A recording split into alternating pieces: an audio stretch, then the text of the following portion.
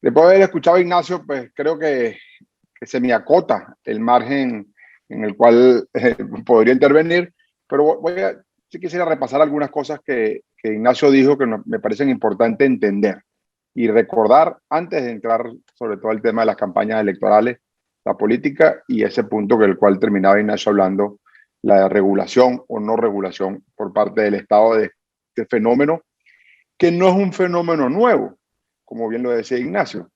La falta de información, ¿verdad? Inicialmente era atribuible al ciudadano, y esto es un tema bien interesante, porque cuando se usaba el concepto de falta de información, se apelaba al escaso conocimiento que tenían los ciudadanos sobre los asuntos públicos fundamentalmente. El término fake news nace o empieza a hacerse popular, a ser un factor de conversación, y este quizás es uno de los elementos más importantes, que hoy en día sea un factor de conversación a raíz de las elecciones presidenciales de los Estados Unidos en el 2016 y del Brexit en Inglaterra.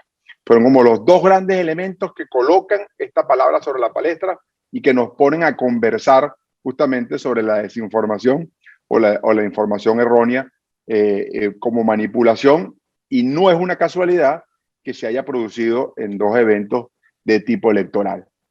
Y es un término que ha cogido tanta fuerza al punto que en el año 2017 fue denominada la palabra del año por el diccionario de Oxford, ¿verdad? Pero diferentes investigadores, y no es un tema de simplemente de traducción a un lenguaje diferente, han dicho que tenemos que dejar de hablar de fake news y que tenemos más bien que regresar a ese concepto de la desinformación. ¿Y por qué plantean que la desinformación es el concepto que importa en este momento? Pues fundamentalmente porque aquí hay distintas formas y sutiles de engañar a los ciudadanos. No solamente está el hecho de mentir, también está el hecho de excluir datos, malinterpretar la relación entre correlación y causalidad, entre lo que pasa y por qué pasa, incluso presentar los hechos de una manera particular para llevar a las personas a una conclusión falsa sin fallar técnicamente en la verificación de los hechos.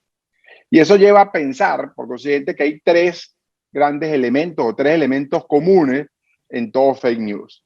Por un lado, nace y se fabrica con múltiples objetivos. No tiene solamente objetivos políticos, también tiene objetivos económicos, comerciales o empresariales. Hay distintos motivos por los cuales se produce el fake news. Sostiene una falsedad como segundo elemento a fin de dañar el prestigio social, político, profesional, empresarial de una persona, institución u organización. Y se apoya, como tercer elemento, en una imagen externa formal con apariencia de verdad, que da verisimilitud y credibilidad a esa falsedad.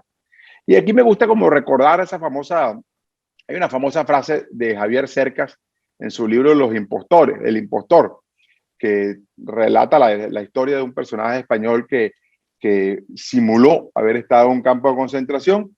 Cercas a lo largo del libro repite muchas veces que las buenas mentiras son aquellas que están amasadas con verdad.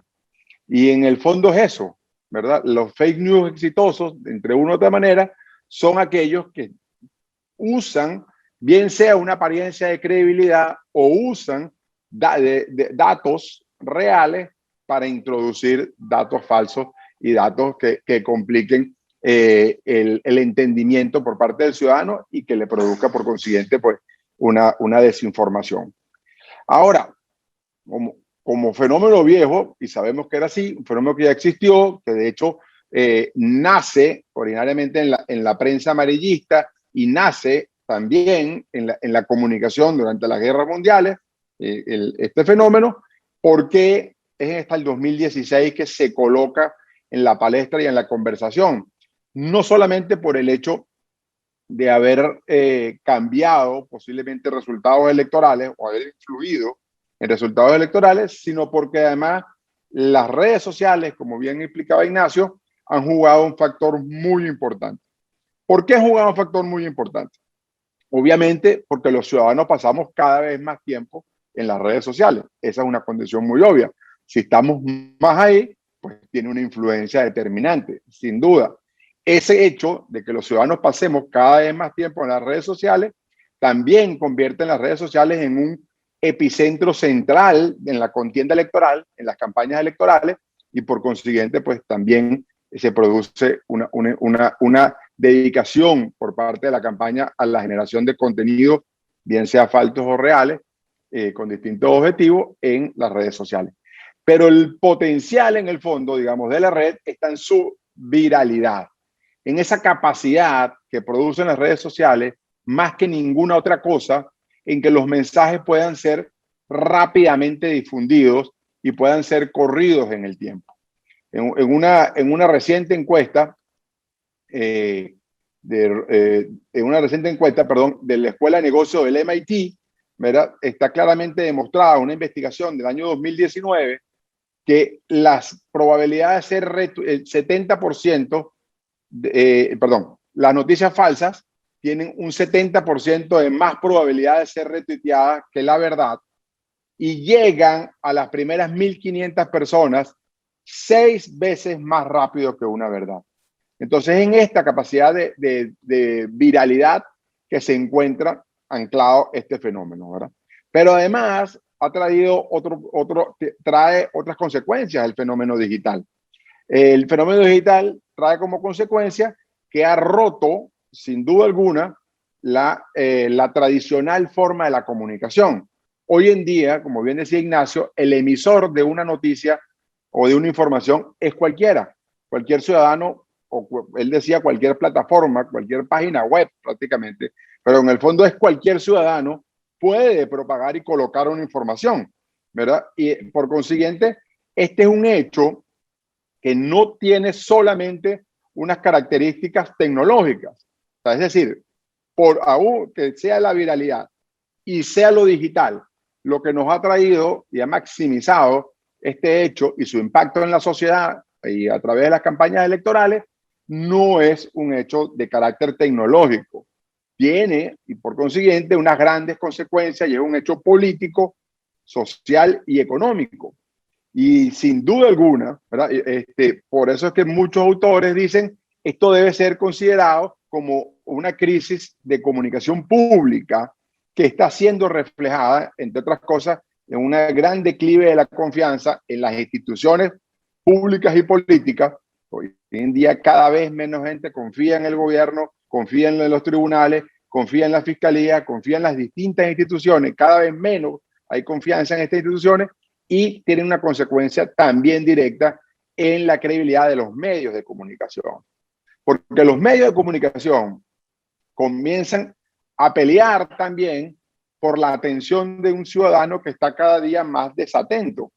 Los medios de comunicación tienen que actuar o se han visto en la necesidad, porque no digamos que tienen, se han visto en la necesidad de actuar de manera más rápida, ¿verdad? De competir por la atención de los ciudadanos y en esa manera rápida de competir, digamos que en buena medida el sacrificado ha sido el periodismo, el sacrificado ha sido justamente el rigor que los medios imponen a la noticia y por eso también vemos cómo medios de comunicación se han subido o han subido en sus publicaciones en campañas, post campañas. Recientemente vimos el caso del New York Times, que tuvo que reconocer que había hecho una afirmación sobre el presidente Trump el día de la elección que no era real, pero en el deseo de estar en la noticia, en el deseo de reaccionar rápido, en la protección natural de la fuente, coloca una información. En caso concreto era que el presidente Trump, en ese momento el presidente Trump, había hablado con un fiscal de un estado y lo había amenazado, pero su fuente le decía eso, pero no hicieron el tiempo para tener los rigores de la información. ¿Por qué? Porque cualquier otra cuenta lo podía haber publicado, cualquier otra página lo podía haber dicho, y ellos tenían por consiguiente también que pelear en esa inmediatez. Entonces, esta característica, pues, sin duda, como les digo, se explota rápidamente en los procesos electorales, se explota e impacta, sin duda, de una manera muy rápida, y termina, pues, por consiguiente, siendo un elector comprando este tipo de noticias falsas. Y entremos un momento acá, porque es un tema muy, muy interesante entender por qué una campaña electoral termina siendo más propensa a correrse los fake news que en el resto de las cosas, ¿verdad? Por un lado, es una característica obvia de que las campañas electorales fijan la atención en un determinado lugar en un determinado momento. Ayer se produjeron unas elecciones en Madrid y pues la gente estaba pendiente de qué sucedía en Madrid en esta elección y en la campaña previamente, y es muy probable los ciudadanos más atentos revisan la campaña completa, los ciudadanos menos atentos pues se incorporan al final quizás a ver por quién cambian su voto, o si no lo cambian, por qué votan o no votan, o cuál es el resultado, si eso va a impactar en mi lugar, en mi región o en mi zona, independientemente de que sea ahí la elección o no, a la cual estoy vinculada. Entonces, digamos, hay audiencias por un lado, y este es un tema importante.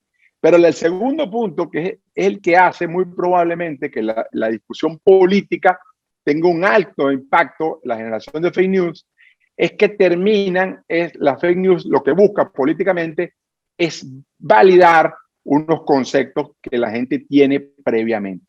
Ese espíritu de conspiración o ese espíritu de que hay las cosas raras que están pasando en el mundo, no me lo siembra el fake news. El fake news se ancla en ese espíritu que está ahí, por poner uno de los ejemplos, ¿verdad? Entonces, no busca, por consiguiente, generar un pensamiento nuevo, sino lo que busca, en la gran mayoría de los casos, es anclarse en la ira, en la irritación, en la desinformación que tienen los ciudadanos y hacerles ver como lógico y como natural es esa información a la cual ellos están accediendo en este momento, ¿verdad? Y esto tiene una característica, además, una tercera característica importante de las redes sociales, que es que las redes sociales, pues uno termina, y con los nuevos algoritmos y la forma de trabajar, uno termina viendo a la misma gente, uno termina revisando los mismos medios, y esa gente, esos medios, esa información, ¿quiénes son? Personas que se parecen a ti. Por consiguiente, ¿por qué? Porque las redes sociales las han configurado de tal manera que terminas teniendo una conversación entre iguales, ¿verdad? Hoy en día, elementos tan importantes como que cuál es la noticia más importante, por ejemplo, que está corriendo en La Rioja en este momento. Si yo pongo a ver esa información en mi Twitter, voy a tener un índice distinto del que cada uno de ustedes tiene, porque ustedes siguen unas cuentas en la zona distintas a las que yo sigo, y eso nos va a generar una información completamente diferente. Entonces, lo que termina es produciéndose un diálogo, vamos a usar la palabra diálogo, entendiendo que hay un doble canal de comunicación, entre iguales, ¿verdad? Y se termina produciendo lo que la psicología, pues, muy claramente ha llamado un sesgo de confirmación. Uno lo que termina siendo la persona es confirmando, ¿verdad? Y confirmándose sus tesis, las tesis a las cuales tiene.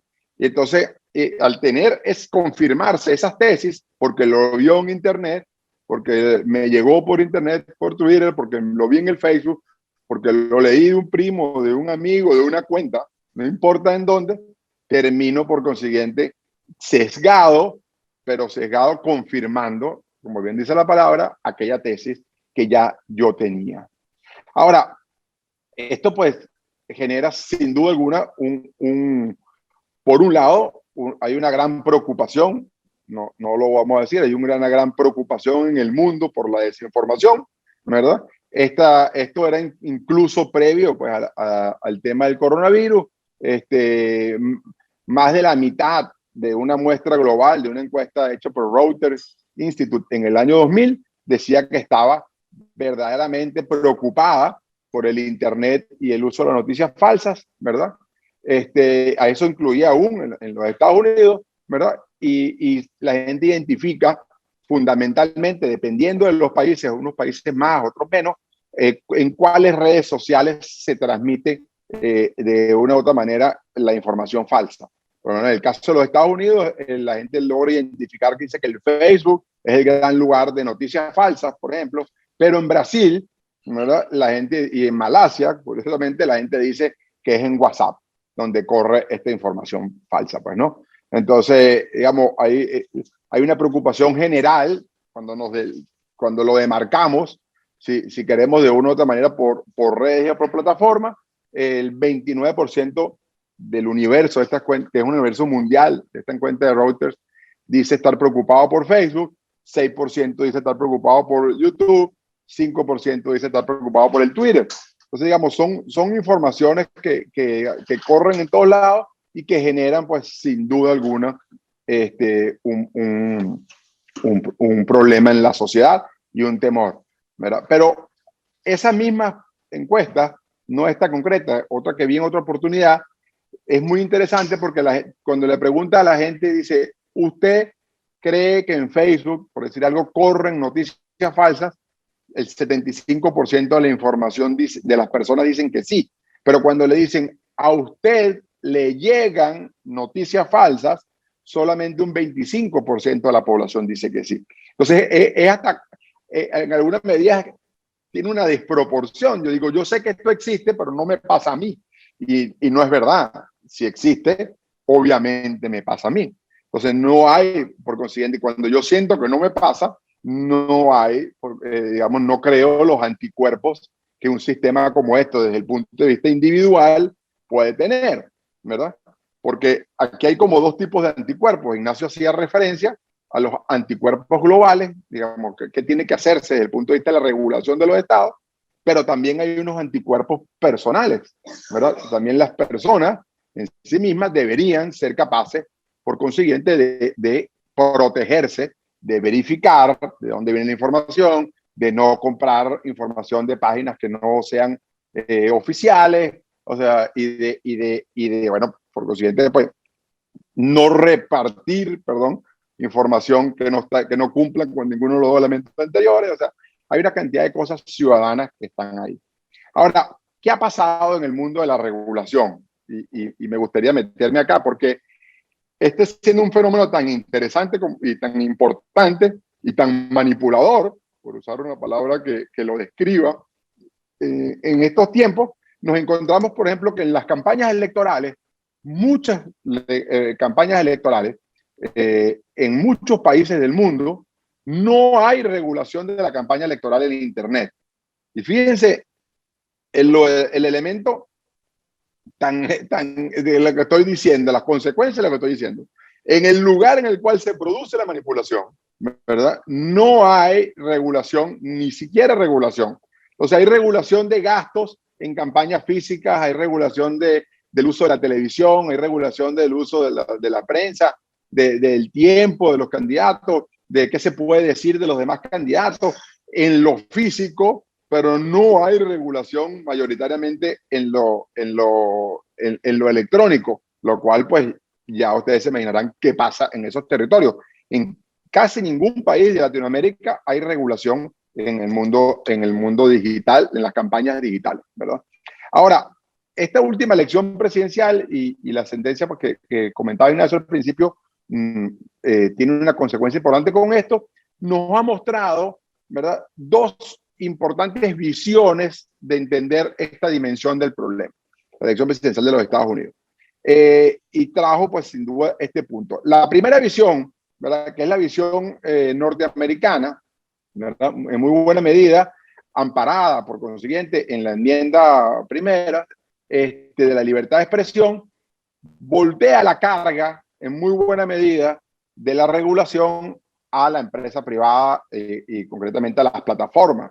Digamos, pone en ellas la posibilidad de control. No sé si la última sentencia que nació hoy cambia este proceso, pero pone en ellas la posibilidad de control. Dice, aquí es donde tienes que controlar. Tú tienes que controlarte lo que sucede en tu plataforma y tú eres el responsable en alguna medida de lo que esté sucediendo en ese contexto, ¿verdad? Entonces, de cara a esto y de cara a esa elección presidencial, la última, el año pasado, sucedieron algunas cosas, por lo menos. Facebook, ¿verdad?, eximió a los candidatos los procesos normales de verificación de datos. O sea, no, si tú vas a publicar, si tú, cualquiera de nosotros como ciudadanos, decide hacer una publicación en Facebook, lo más seguro es que pasas por unos controles de aprobación, de regulación y después que te publican. En el caso de las campañas electorales, a los políticos los eximieron de ese proceso de control pero aumentaron la transparencia en el caso de Facebook. Entonces, lo que hizo Facebook fue empezar a decirnos cuánto dinero están ejecutando, quién está pagando la pauta y cuánto se está gastando en Facebook, ¿verdad? Entonces, lo que hace es aumentó la transparencia, pero no los controles. Eso fue lo que hizo fundamentalmente Facebook. ¿Qué hizo Twitter, por ejemplo? Twitter adoptó una visión diferente y Twitter dijo, acá no hay publicidad política, ¿verdad? Entonces, no cortó, por consiguiente, la publicidad política. Ahora, eso que sucede en los Estados Unidos, y le decían, en una medida de la enmienda, en Europa sucede de una manera distinta. Y ya vamos a entrar ahí, pero quiero regresar antes a esta encuesta de Reuters Institute de enero del año 2000, ¿verdad? Para ver dónde está el ciudadano frente a esta discusión, ¿verdad? Y el ciudadano dice, en 58% en esta encuesta, cree que las empresas, de las redes sociales, deberían bloquear los usos engañosos, ¿verdad? Y solamente una cuarta parte, ¿verdad?, cree que debe haber, que no es un trabajo de las empresas, sino que es un tema de cada quien que debe verificar lo que tiene que hacer. Entonces, es decir, hay repito, el 58% cree que alguien me haga el trabajo y el 26% dice, no, está bien, vamos a hacerlo, déjame hacerlo directamente nosotros a favor, pues, ¿no? Por supuesto que, bueno, estas dos consecuencias, pues, para traer la cita textual exacta, pues, en los Estados Unidos lo que rige es la sección 230, ¿verdad?, del Communication Decency Act, ¿verdad?, que habilita a las plataformas a regularse por sí mismas y las dota de un alto grado de inmunidad legal, ¿verdad? En cambio, en Europa, esto me parece muy importante, la Unión Europea lanzó en diciembre 2 reformas para mantener bajo control mucho más estricto a los gigantes digitales, ¿verdad? Estas 2 directrices, la Digital Single Act y la Digital Market Act, ¿verdad?, prevén, entre otras medidas, multas si las plataformas no retiran en un tiempo determinado contenidos juzgados ilegales o incitadores del odio a requerimiento de la justicia, ¿verdad? Entonces, esta gran diferencia que una dice, empresa, regúlate, y el otro dice, no. Estado, regúlate. Lo que hace Europa, y me parece correcto, que es un poco la misma demanda que yo estaba diciendo palabras antes, es decir, campaña de tierra debería tener la misma regulación, no virtual, la misma regulación que la virtual. Lo que dice Europa es que la ilegalidad, ¿verdad?, offline, igual sea la misma online. Es decir, si algo es ilegal fuera de línea, también debe ser ilegal dentro de línea.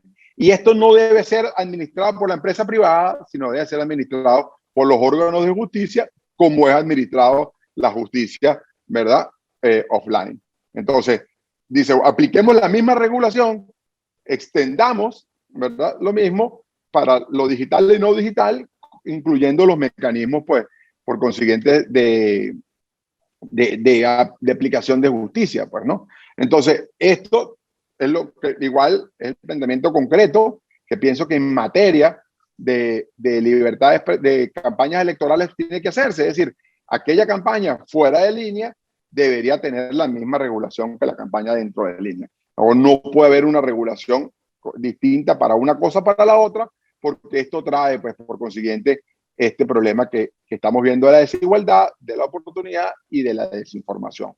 Entonces, es un camino, sin duda, pues, que sigue estando sobre la marcha y preocupante a modo de conclusión. Ya se nos estaba agotando un poco el tiempo. Es un camino que requiere de un accionar por parte del Estado, que requiere sin duda regular, igual que regula lo offline y lo online en la misma dimensión, debe hacerse exactamente lo mismo en materia de campañas electorales, pero el tema que quiero insistir, porque no es fácil el combate aún con regulación, sobre todo en materia de campañas electorales, es que esto necesita de ciudadanos educados, de ciudadanos fuertes en su condición de ciudadanía, valga la redundancia, que además apliquen un autocontrol para no dejarse engañar. Es muy importante verificar para no dejarse engañar.